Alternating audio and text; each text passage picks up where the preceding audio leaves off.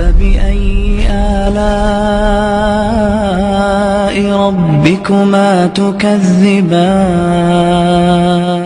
نبی علیہ الصلوۃ والسلام نے ارشاد فرمایا کہ جو شخص دنیا میں دوسروں کی غلطی کو جتنا جلدی معاف کرنے والا ہوگا، اللہ قیامت کے دن اس کی غلطیوں کو اتنا جلدی معاف فرما دیں گے۔ اور دوسری حدیث پڑھ کے تو ڈر لگتا ہے۔ نبی علیہ السلام نے فرمایا کہ اگر کوئی بندہ دوسرے سے غلطی کی معافی مانگے اور فرمایا کہ اگلا کہے میں معاف نہیں کرتا، نبی علیہ السلام نے فرمایا یہ جو کہہ رہا ہے نا میں معاف نہیں کرتا، یہ قیامت کے دن میرے سامنے حوض کوثر پہ حاضر نہ ہو۔ یعنی دوسرے لفظوں میں اللہ کے حبیب صلی اللہ علیہ وسلم نے فرمایا میں اس بندے کی شکل نہیں دیکھنا چاہتا۔ آج تو یہ حال، خاوند بیوی کی غلطی کو معاف نہیں کرتا، بیوی خاوند کی غلطی کو معاف نہیں کرتی۔ اللہ اکبر کبیرہ۔ سوچئے تو صحیح ہمارے دل کی حالت کس قدر بری ہو چکی ہے، اپنوں کو معاف نہیں کرتے۔ ایک بزرگ تھے، حج کے سفر پر گئے، ان کے ہاتھ میں ایک تھیلا تھا، اس میں ان کے پیسے بھی تھے، سارا کچھ تھا۔ ایک نوجوان آیا اور اس نے جلدی سے دوڑتے ہوئے جو ہمیانی ان سے چھینی اور چھین کے بھاگ گیا۔ اللہ کی شان کہ جس نے ہمیانی چھینی تھی نا، یہ تھوڑی دور آگے گیا تو اچانک اس کی آنکھوں کی بینائی چلی گئی۔ کئی دفعہ ہوتا ہے نا بیٹھا ہوا آدمی اٹھے تو آنکھوں میں اندھیرا آ جاتا ہے، تو اس کی بھی ایسی حالت ہوئی کہ اس کی آنکھوں میں اندھیرا، بینائی چلی گئی۔ لو جی، اس نوجوان نے تو رونا شروع کر دیا۔ لوگوں نے پوچھا کیوں روتے ہو؟ کہنے لگا کہ میں نے ایک بندے کا تھیلا چھینا، پیسے چھینے، مجھے لگتا ہے اس نے بد دعا کی، اللہ نے میری بینائی چھین لی۔ ان کا بھئی وہ بندے وہ کہاں ہے؟ کہنے لگا فلاں حجام کی دکان کے قریب۔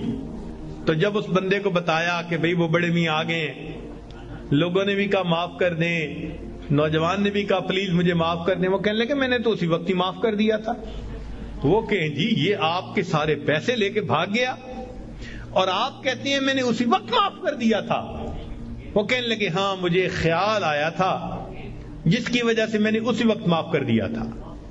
تو لوگوں نے پوچھا کیا خیال آیا تھا؟ تو وہ بڑے میاں کہنے لگے کہ جب یہ میرا تھیلا لے کے بھاگ گیا تو میرے ذہن میں خیال آیا قیامت کا دن ہوگا اور میں اگر اللہ کے سامنے مقدمہ پیش کروں گا تو اس بندے سے حساب لیا جائے گا، اور جتنی دیر میرے اور اس کے مقدمے کے فیصلے ہونے میں لگے گی، آقا صلی اللہ علیہ وسلم نے فرمایا میں امت کا حساب مکمل ہونے سے پہلے جنت میں نہیں جاؤں گا۔ تو خیال آیا کہ جتنی دیر میرے مقدمے میں لگے گی، میری وجہ سے میرے آقا صلی اللہ علیہ وسلم کو جنت میں جانے میں دیر لگے گی، میں نے معاف کر دیا، نہ مقدمہ پیش ہوگا نہ میری وجہ سے میرے آقا کو دیر لگے گی۔ آج ہماری اگر یہ سوچ بن جائے تو ہم ہر ایک کو معاف نہ کر دیں کہ ہماری وجہ سے تو ہمارے آقا کو دیر نہ لگے نا جنت میں جانے میں۔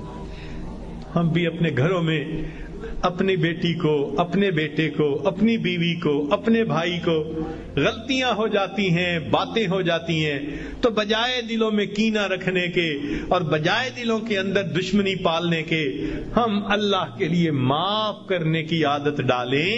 یہ نبی علیہ الصلوۃ والسلام کی عادت مبارکہ ہے۔ اللہ ہمیں اس سنت پر عمل کرنے کی توفیق عطا فرمائے، اور اس کے بدلے اللہ قیامت کے دن ہمارے قصوروں کو معاف فرما دے۔ میرے دوستو، ہم اس کے زیادہ محتاج ہیں۔